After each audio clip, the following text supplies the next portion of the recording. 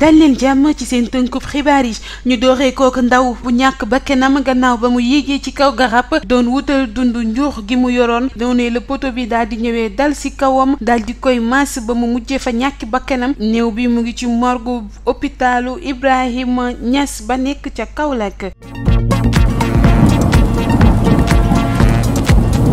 njiitu réew mi di Macky Sall di arfu tey dànkaaf ñenn ci jëwrin yi mu dénk wàllum alam gi ak jekk-jekkalaat gox yeeg goxaat yi njiitu réew mi di fësal ni atum ren nag bëggul gis mbënd mi sonal askan wi comme li fi xewoon ci at bi weesu njiitu réew mi dolli di leen wax ne leen na ngeen yokkaat matuwaay yi te ngeen taxawal li nasaraan di woowee paratonnerre ba kenn du loru ci nawetu ren bi.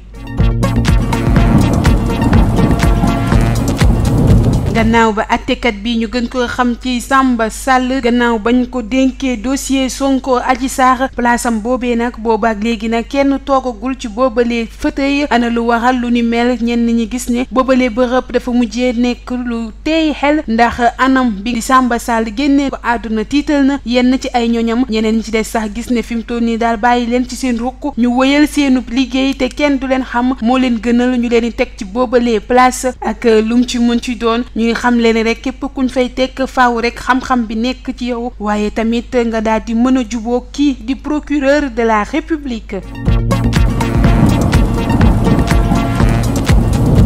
ay samba boy nag ñoo wutali ci woonu bureau ba nekk foofii ca douane ba nekk ci port autonome bu Dakar ñoom ñi lekk jot nañoo dugg ci boobalee bërëb ba daal di àgg ci ñetti bureau waaye nag li jaaxal ñiy liggéeyee ci boobalee bërëb mooy que ne samba boy dugg nañ ci yooyalee bureau te yóbbu wuñu fa lenn lu ni mel daal di tax ba ñoom ñi leen ñuy dellu di laaj ndaxam koppar moo leen taxoon jóg yooyalee samba boy nag jotuñu fa yàq lenn wala ñu saboote fa lenn dugg nañ ci yooyalee bureau jot nañ leen gis te yóbbuwuñu lenn lu ni mel nag daal di tax ba ñooñu lee di liggéey ci boobale bërëb samp laaj ba xam ndax njoon dina ci dugal loxoom ngir ñu mën a xam ana lan moo doonoon seeni tànk ñoom samba boy yooyee ci port autonome bu Dakar.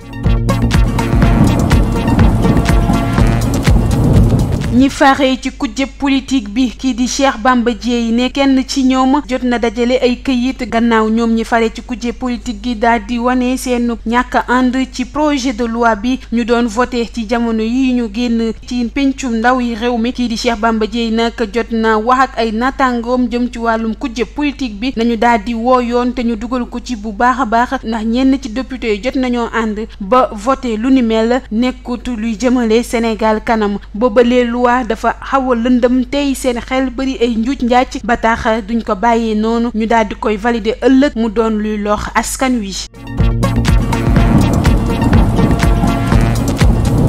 noonee la ñuy daal di wutaleere xibaaru biti réew daal di koy dooreek Guinée Alpha Condé gannaaw ba ñuy faree ci kujje politique bi gënee dëggal seen bopp ci langum politique bi foofee ca Guinée gannaaw Mamadou Sylla kii di Ousmane Kaba moom itam jóg na daal di samp coalition fas yéene wàcc élection yooyee ñuy dëgmal foofee ca Guinée ci atum 2023 fare ci kujje politique bi ñoo tàmbali dajaloo boole seeni doole ngir mën a jàkkaarloo kii di Alpha Condé.